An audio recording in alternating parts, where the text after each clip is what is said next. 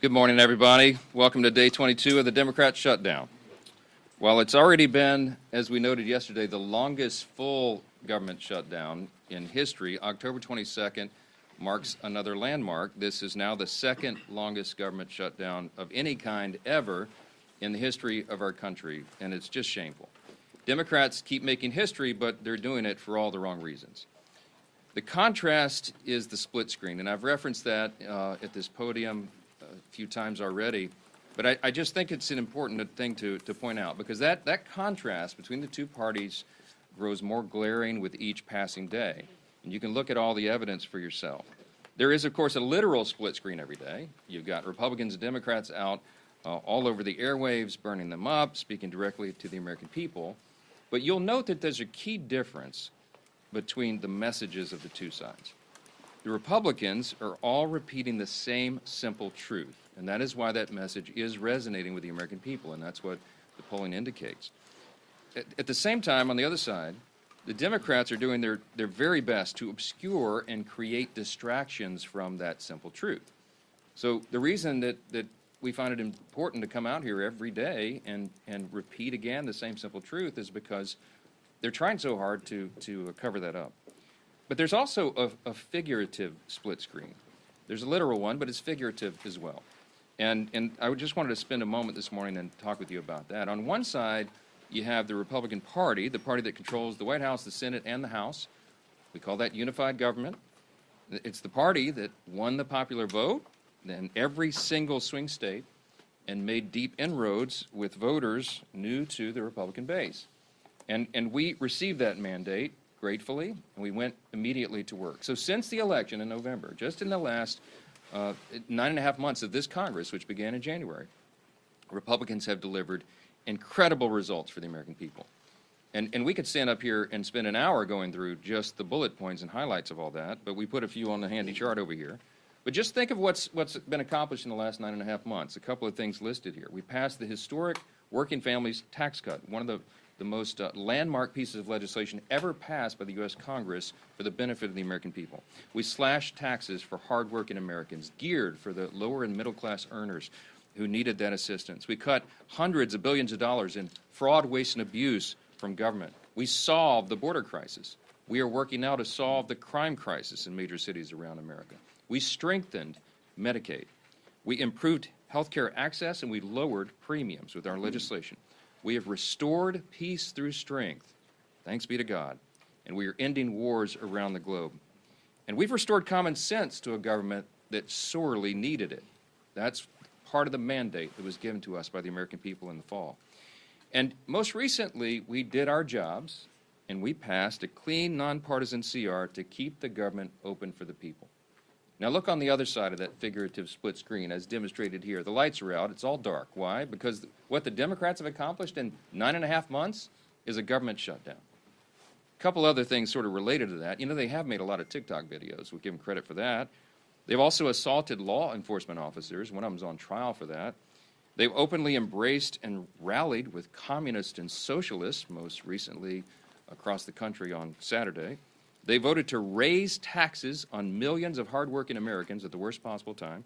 They have voted against reducing fraud, waste, and abuse in government, and they have now voted, collectively, Democrats in Congress have voted 12 times to keep the government closed down. But it doesn't stop there. The Democrat shutdown is a glaring example of just how far the Democratic Party has strayed from common sense. Remember the simple truth here. It was over a month ago now that we passed the Republicans passed the clean, short-term, continuing resolution. It's nonpartisan.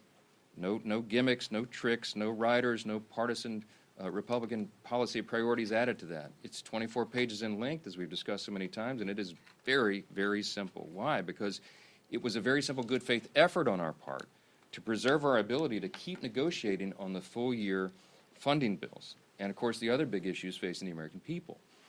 So we wanted to keep the lights on. But what did the Democrats do? Instead of receiving that, voting for it, as they have always done in the past, they broke from history, and they rejected that.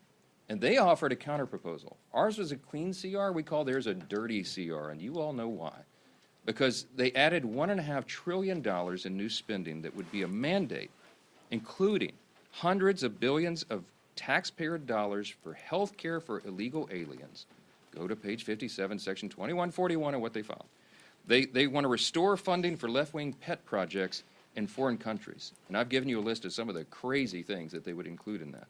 $500 million for liberal news outlets like NPR and PBS on the backs of taxpayers, and the removal, remember, they wanted to eliminate the $50 billion that Republicans got signed into law by President Trump on July 4th to prop up our rural hospitals.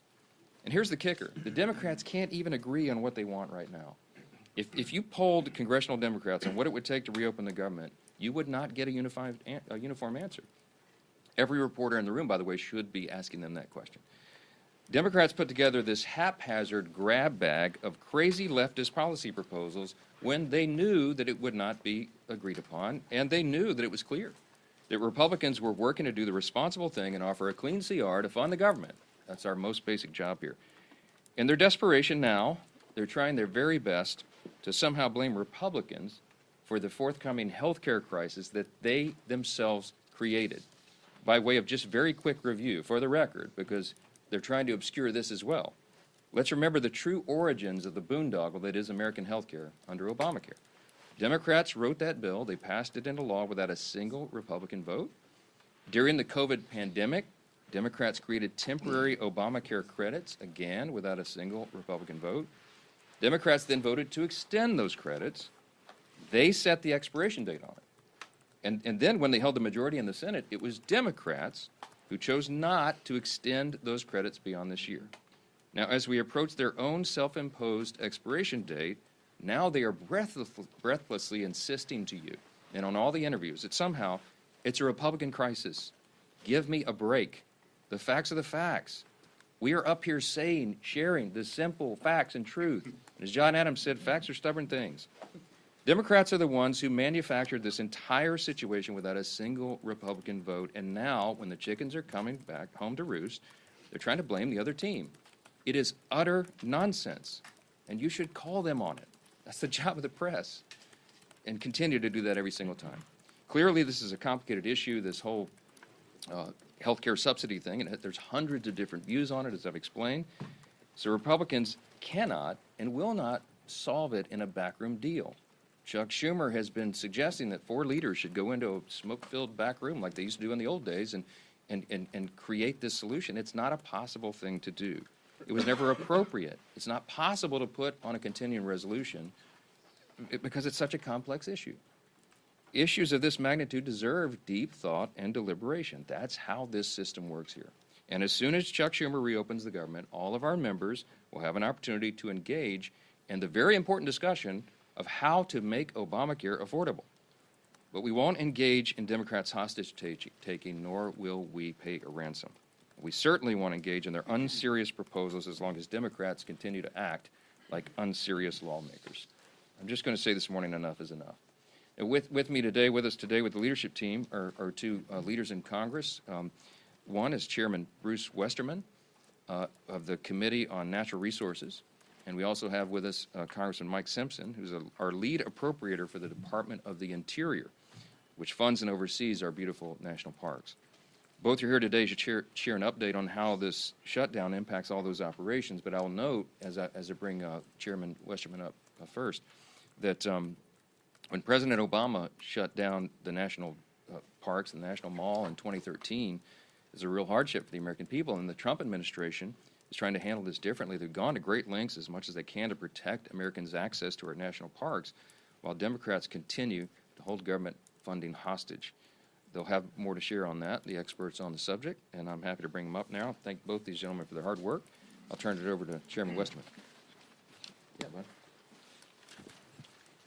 Thank you, Speaker, and good morning, everyone. First off, I want to say thank you to the thousands of federal employees across the country that are still in the field, going to work every day, oftentimes without pay, to do their jobs to steward and protect our public lands, from Park Service to Forest Service Rangers to Fish and Wildlife officers and all the other management and support staff doing their jobs in uncertain times. Thank you. Leadership starts at the top, and I commend President Trump, Secretary Burgum and Secretary Rollins for the job that they've done and for their leadership in keeping our public lands open to the public. It's not always been that way during shutdowns, as the Speaker mentioned. But this can't continue indefinitely. Despite all the extraordinary efforts being made, at some point, without funding, the public lands will not be accessible to the public. The longer this unnecessary shutdown lasts, the more negative consequences that we'll start to see. Without regular staffing, litter will pile up and park ecosystems will be affected. It's fall time. It's a wonderful time of the year. It's a wonderful time to visit our public lands with crisp weather and beautiful foliage. Fall, personally, is my favorite time of the year, and it's that way for many Americans who enjoy being outdoors. When Americans save up to visit a national park or a national forest, that experience should exceed their expectations. Families visiting our parks are now being met with disappointment as visitor services and experiences are reduced. As the shutdown drags on, families will cancel their vacations or day trips to our public lands. It's hunting season all across the country, different types of hunting seasons across the country, and public lands are oftentimes the only place that people who like to hunt and fish have to recreate. For everyone's sake, and who uses and appreciates our public lands and appreciates our public employees, it's time to end the shutdown. You know, as we look here in Washington, the negative effects of the shutdown and what that will have on public lands, I just want to highlight one issue, and that's the Great American Outdoors Act. This was a bipartisan bill that was signed into law by President Trump during his first term. It's something that there's a lot of bipartisan support to work on right now.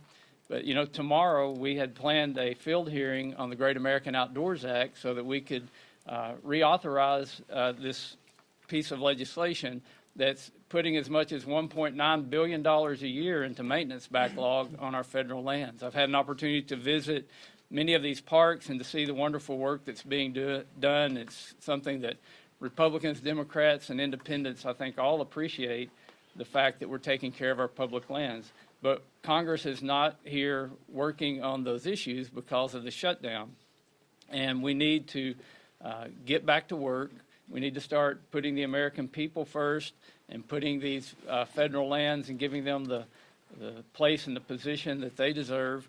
And we simply can't do that when the government is shut down. So enough of the shutdown. Let's get it over, get people where they're paid, where they're going out and doing their jobs that they want to do, and getting America back in the position we need to be in and getting Congress back and functioning. And with that, I'll turn it over to my friend Mike Simpson from the Appropriations Committee. Thank you, Chairman. Thank you, and thanks to the leadership for inviting Chairman Westerman and I here to talk a little bit about the impact that this shutdown is having on our public lands and our national parks. I couldn't agree more with House leadership, their position on this shutdown. House Republicans, as you are well aware, did not shut the government down. We voted to open the government and not shut it down. It's the House Democrats that and the Senate Democrats that are voting to shut the government down and keep it shut. We gave them exactly what they wanted. We gave them a clean CR, no gimmicks, no policy writers, short term. There were people who wanted this to go on until January or February. They wanted a short term. That's exactly what they got. And then surprisingly, they reversed themselves and voted against it. This shutdown is causing and potentially causing even more damage for the American people. While the Democrats in their press conferences say how much they care about the American people, that they're fighting for the American people, when you look at the impacts of what they're doing, clearly the evidence is the reverse of that. They don't really care about the American people. What they care about is keeping their leadership positions, and that's exactly what's happening. They say that they care about federal employees. The fact that we have furloughed federal employees that aren't getting paid, clearly the evidence shows that they don't really care about federal employees. This is about two leaders trying to keep their jobs, and that's unfortunate. You know, our national parks are our historic treasures. Ken Burns called them America's best idea.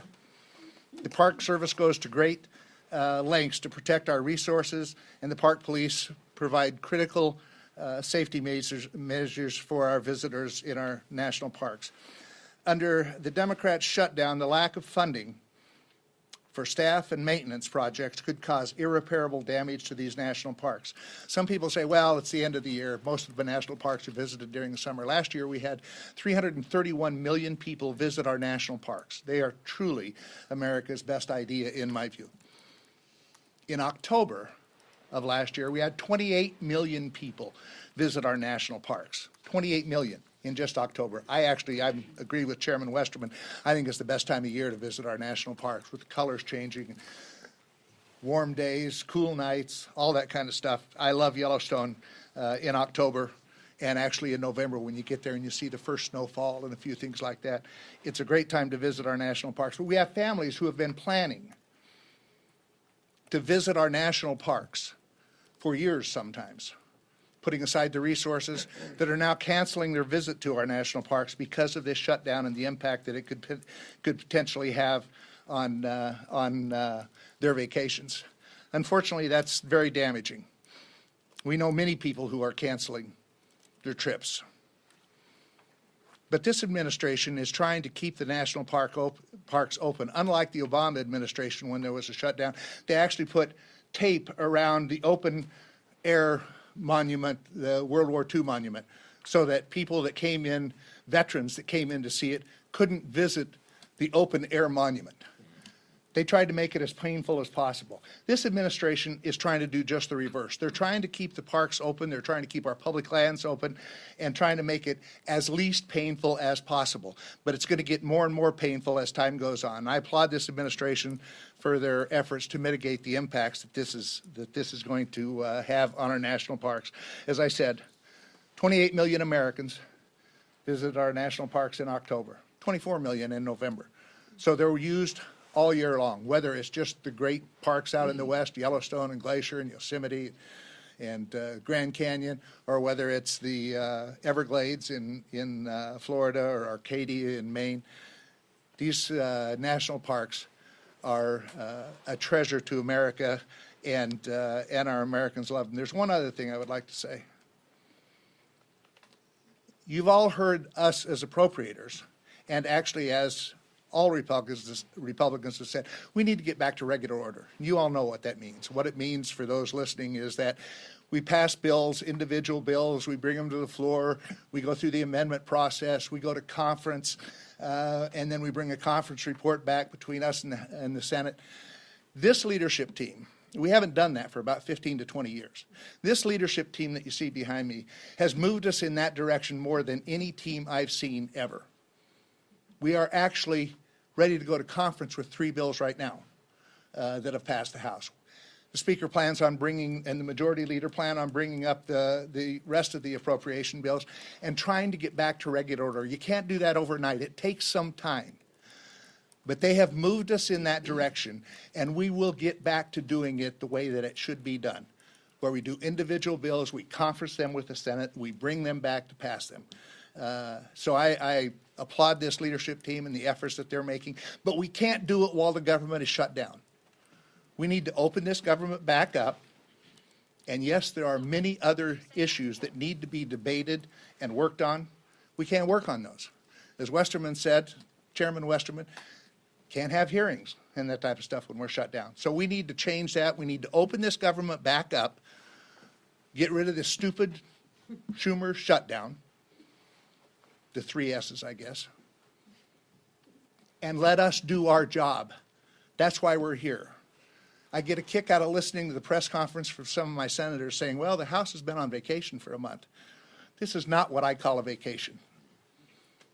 If they think showing up once a day and casting 1 vote is work, they need to come over to the House side and see what we're doing. We're working with our constituents, we're out talking to people, and we're back in Washington doing our job too.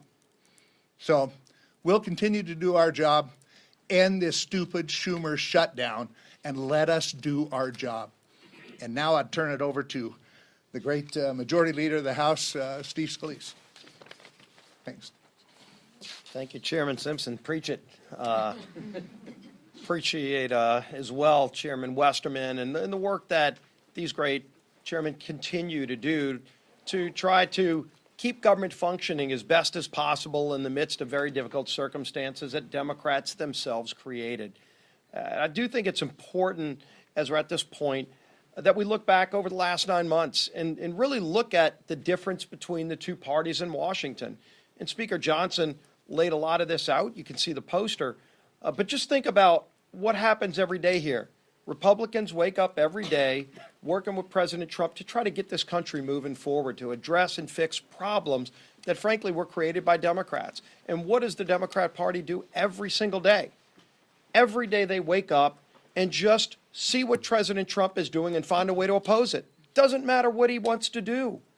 President Trump came into office day one, said he's going to secure America's border, was actually elected on it overwhelmingly. 80% of the American people agreed with President Trump and House and Senate Republicans who said that should be a priority. And we actually set course to do that. And we have done just that, secured America's border. And what did Democrats do every step of the way? They said no. They voted no to secure the border. President Trump said, we're going to try to get our economy back on track. We're going to stabilize the tax code so that no American family has a tax increase. Every American family was facing, on most cases, a 30+% tax increase. President Trump said no family deserves that. Let's stabilize the tax code and have no tax on tips, no tax on overtime, so blue-collar workers can actually have more money in their pockets and empower them to do more for their families. President Trump said that. We agreed. What did every Democrat in Washington say? No. They didn't just say no. They all voted no to that. President Trump said we ought to produce more energy in America. Chairman Westerman was at the heart of a lot of those policies. You actually had to change policy to do it. So Congress and President Trump worked together to lower prices at the pump. Every American family today is benefiting from those great policies because they're paying less when they fill up their car every single day. And you would think, gee whiz, that would be a good area where all people in Washington, Republicans and Democrats, come together. But because President Trump said yes, what did every Democrat say? No. Every Democrat voted no to lower your energy costs, just because President Trump said he was going to do it. President Trump also said, I'm going to do something that no president in decades had done, and that is modernize our air traffic control system. It seemed like at least once a month at some airport in America, big, medium, small, there was a near miss where an airplane almost ran into another airplane. In some cases, did tap or run into another airplane. And it was happening because our air traffic control system is still based on 1980s technology. I was actually a student of computer science and learned how to program computers in the 1980s when we had floppy drive disks. You have to Google what that is today because we don't even have them anymore, except where? At all of our major airports across America. LaGuardia running on floppy disks from the 1980s. And President Trump said, we ought to do something about that. We ought to fix it. How about we modernize our air traffic control system? Now, this isn't a new idea. You would say, well, gee whiz, why wasn't that done in the 90s, in the 2000s? For goodness sake, the computing technology on this iPhone is more modern and capability and competently technologically advanced than what a lot of our air traffic control systems are using, except it costs money. It costs billions of dollars. And so previous presidents, Republican and Democrat alike, just didn't have the time or the priority to find the money to go modernize that system. And so some days flights across America would get canceled. It was happening over and over again, at least once a month, anywhere in America, disrupting the lives of American families who just kind of figured, I guess that's just the way it is because government's in charge. Well, Donald Trump said, all right, we're going to change things because that's what Donald Trump does. He finds a problem and he works to fix them. And again, you would think everybody would come together and say yes, except because Donald Trump said it, every Democrat had to say no. And in fact, when we put it in the bill, every Democrat voted no against modernizing our air traffic control system, just because it was Donald Trump's idea. This is a sick and twisted and lost, rudderless ship of a political party. That's who we're dealing with. When the press asks, gee whiz, is there something else you can offer these folks in a negotiation to try to get this off a ramp and find a better way to get the government open. The Speaker's told you over and over again, there's something we could negotiate with, but when the party is so rudderless and morally bankrupt that just because President Trump has an idea, the Democrat Party's visceral reaction is just to say no. Right now, he's actually renovating the White House, building a new ballroom. I mean, anybody that's ever been to a state dinner, like the White House has been renovated over and over again. There wouldn't be an Oval Office if there weren't renovations by previous presidents. The West Wing was a renovation by previous presidents to make it better for all future presidents. And that's what Donald Trump is doing. He won't enjoy most of the time of that, but future presidents will, because in the future, when you have a state dinner, when we bring world leaders in, which we do all the time, and you host a president of a foreign country, a prime minister. I've been to some of those. Some of you have covered them. Where do you go? You walk outside of the White House in the rain sometimes to go to a tent, to host a world leader. That's what we do today. And President Trump said that's a disgrace. How about we do better? And not only did he say we were going to build a great ballroom that we can host these events, he funded it privately. He put up some of his own money. And you would think, well, gee whiz, at least they can agree to that. It's not even taxpayer money. It's going to be a permanent renovation that'll enhance the White House for all future presidents. What does every Democrat say? They say no to that. They say no to everything he does because they just are angry about the results of the election from last year. They're upset with the American people because the American people said we want somebody who's going to wake up every day and say, how can I solve Middle East peace? I'm not going to take no for an answer. I'm not going to take the old failed ways of doing it for an answer. I'm going to figure out a way to go do it, and he does. How do I work to help improve the lives of Americans? He goes and finds a way to say yes, and because he says yes, Democrats find a way to say no. It's a disgrace. It's a disgrace, but now it's having real impacts on American families. With this shutdown, it's not just their everyday feud with Donald Trump. It's become now a problem where American families are paying the price. Let's talk about what just came out a couple of days ago. The USDA sent a letter to all of the states saying, quote, if the current lapse in appropriations continues, there will be insufficient funds to pay full November SNAP benefits for approximately 42 million individuals across the nation. 42 million people across America are going to suffer from those SNAP benefits that they count on. Right before Thanksgiving, because Chuck Schumer and Democrats are so angry with President Trump that they just want to find a way to say no. And when they say no, now they're saying no to 42 million families who will go without food so that Democrats can show their far left radical base that they're fighting President Trump. As if they've got to show off to some radicals who come march on the mall and hold up effigies to murder the president, 8647. You saw the signs. Over 800,000 people in my home state of Louisiana get food benefits through the SNAP program. Yesterday we talked about Senator Ossoff, who one Senate aide said on the record to The Hill in that article, said that he's more afraid of if he votes to open the government, he will lose the clicks he's getting from foreign states and the small donor donations that add to about $3 million. That's what he's afraid of. Well, let's look at Senator Ossoff's state of Georgia. 1.4 million people are going to face losing SNAP benefits just in his home state. Now, does he want each of them to send about $2 each to him to make up for the $3 million he's getting from California, in Illinois, in New York, in Minnesota? Is that what it's going to take? Because he's causing pain on people in his home state by voting no. Maybe he needs to go on vacation instead of showing up every day, as Senator Simpson said, showing up to vote no to inflict pain on 1.4 million people in the state of Georgia. That's what he's doing. So this is having real impacts on real families. We're here working, and the House has passed the bill, despite 99% of Democrats voting no. Again, President Trump said yes, they say no, doesn't matter what the issue is. And the American people are sick and tired of it because now it's affecting them. Over 40 million low-income Americans are the ones who qualify for SNAP benefits. They're going to be denied food starting in November, according to USDA. because these guys just want to show their far-left radical base that they hate President Trump. It's disgusting, and it's having a devastating impact on millions and millions of Americans across the country. Our whip, Tom Emmer.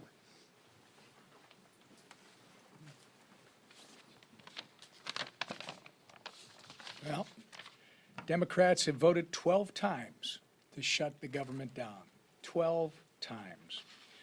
And now they're refusing to support legislation that would help alleviate some of the pain they've inflicted on the American people as a result. Earlier this week, the minority leader in the House said he opposes legislation that would pay our troops and essential federal workers during the Democrat shutdown. This includes Border Patrol agents, air traffic controllers, TSA agents, and more. All of whom, by the way, as these speakers have pointed out, are showing up to work without receiving a paycheck while the Democrats play their shutdown games. Some would say the soon-to-be former House Democrat leader went so far as to call this legislation, quote, a political ploy. Well, I'll tell you what a political ploy is. Holding the American people hostage just so you can avoid getting the guillotine from your far left base. That's a political ploy. The good news is this madness can end immediately if 5 Senate Democrats would grow a spine, stand up to the radicals in their party, and pass our clean CR and reopen the government. It contains no partisan policy riders, no gimmicks. In fact, it's the same spending levels that Democrats supported just 6 months ago and that you've heard repeatedly they passed 13 times under the Biden administration. We have made this plain and simple. We have made the process as plain and simple as possible. To our Senate Democrat colleagues, it's not too late to do the right and reasonable thing. Pass our CR and reopen the government for the people that you are actually elected to serve. Let's get it done today. With that, Lisa McClain. Thank you, and good morning, everybody. And I think the leader said it best. I think you're right. President Trump could have the cure for cancer, and the Democrats would vote no because it came from President Trump. We have to start looking at the policies, and I think right here explains everything. I mean, Democrats have been playing political theater for 3 weeks with Republicans continuing to work and deliver some results. And here are, again, some examples, some facts. Right? Just a few days ago, Congressman Ryan McKenzie visited a Head Start program that relies on federal funding and delivered food to TSA agents. Congressman Mark Alford visited multiple rural hospitals and health care centers. And Congressman Jeff Crank met with credit unions to ask for flexibility with federal employees who are actually missing paychecks. Real families are paying the price for the Democrats' shutdown. And what are the Democrats leveraging the shutdown to get? Ask yourself, what is their leverage? More wasteful spending? While Republicans are working at home, Democrats are fighting for weird programs, like halfway across the world. Right? Think about it. Just think about it for a minute. They're sacrificing Head Start right down your street to produce Iraq Sesame Street.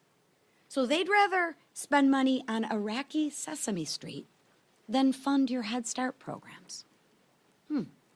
But President Trump is, the bad guy for putting America first. Scratch your head on that one.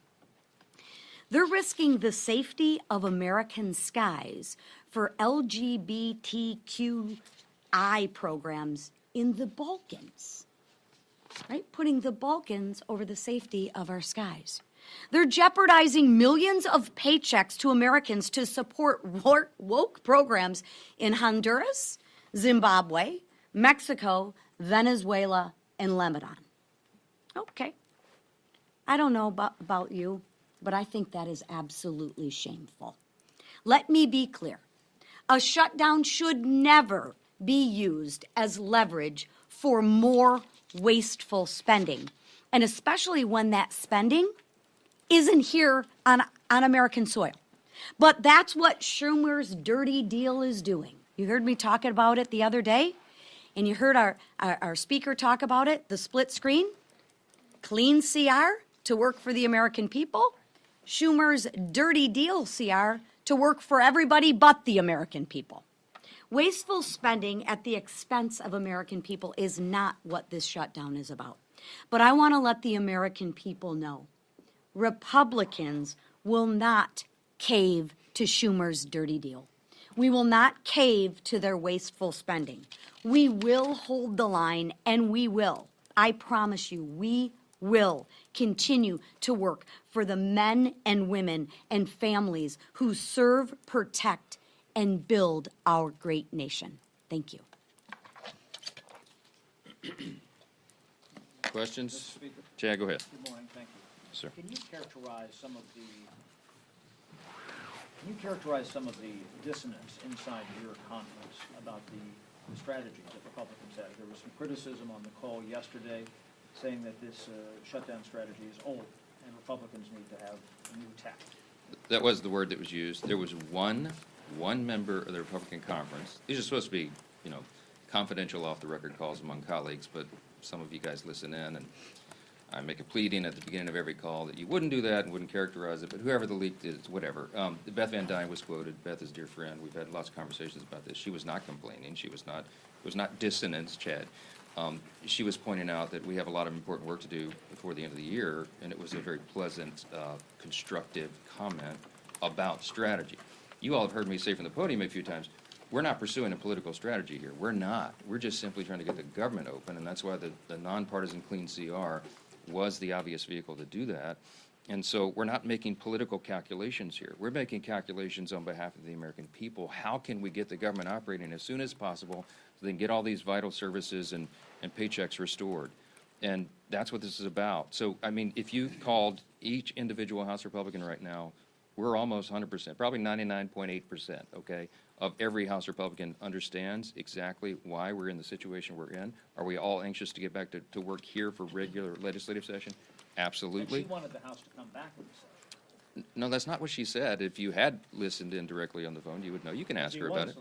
soliciting, okay. No, she said the message is feeling old, and I said, you know what, Beth, you're right, because we come out here and say the same thing over and over every day, but there is a method to that madness, because as I explained in my comments here, we have to repeat the simple truth over and over. Why? Because the Democrats are in an all-out assault on the truth. They're trying to obscure and distract, and you see all the different shiny objects they're trying to make everyone look at every day.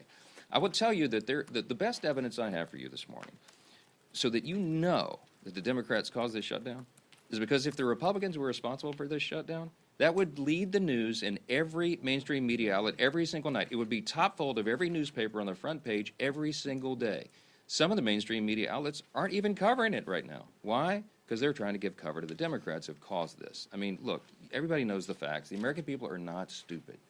And we're in here every day appealing to their common sense and relaying the facts. And thankfully, those facts are saturated. Mr. Yes. Speaker, Yes. I do want to point out that the shutdown's led the Today Show for about the last 2 weeks. Oh, good. Thank you for that. Okay. Thank you, Today Show. Thank you. Make sure you're clear about that. Thank you. Secondarily, some of your Republican colleagues have raised concerns about the Trump administration opening up the market to Argentinian beef farmers, saying that it could prioritize them over American beef farmers. What do you say to your Republican colleagues about that move by the administration, and what are you doing as a Republican Congress to help American farmers, beef farmers in particular? Well, we're doing a lot of work. We had some discussion on that yesterday, and I don't know the latest developments, but I can tell you there have been some over the last 24 hours. Harriet Hageman is one of the members of Congress from Wyoming, and she has lots of cattle ranchers and was articulating some of their thoughts and ideas, and she was connected to USTR and to the White House, and they're having those thoughtful discussions.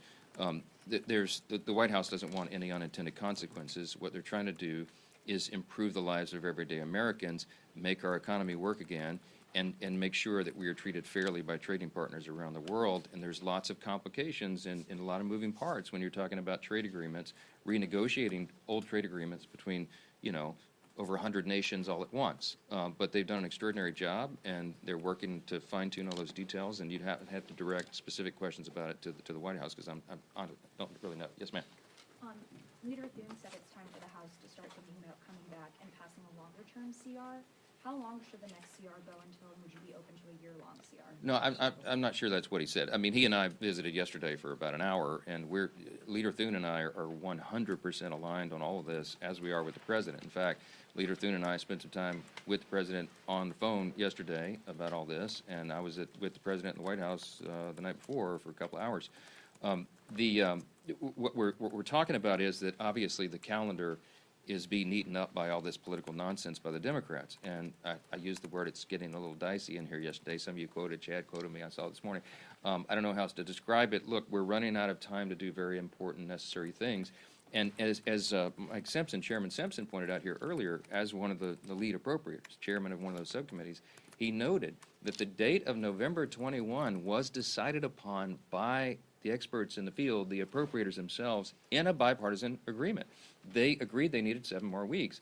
Some people, as Chairman Simpson noted, some people wanted the CR to go all the way into the middle of next year, and there was all sorts of varying opinions. But the Republicans and Democrats on the Appropriations Committee came together and agreed on that appropriate date, but it was calculated to allow enough time to finish the job. I think all of them, when they decided upon that date, were in good faith, and they said, and the Democrats said to us, please make it clean. Please don't add Republican priorities, because then we can get the job done. We did exactly that. We have been in good faith every single day on this, and they are eating up the clock. So we're getting closer to November. It is going to be more and more difficult with each passing hour to get all the appropriations done on time. We acknowledge that, but we have to decide this on a day-by-day basis. Last question. Yes, ma'am. Second row, right here. Yeah. How comfortable are you with the president apparently seeking $230 million from the Department of Justice? I don't know the details about that. I've just read it. I didn't talk with him about that.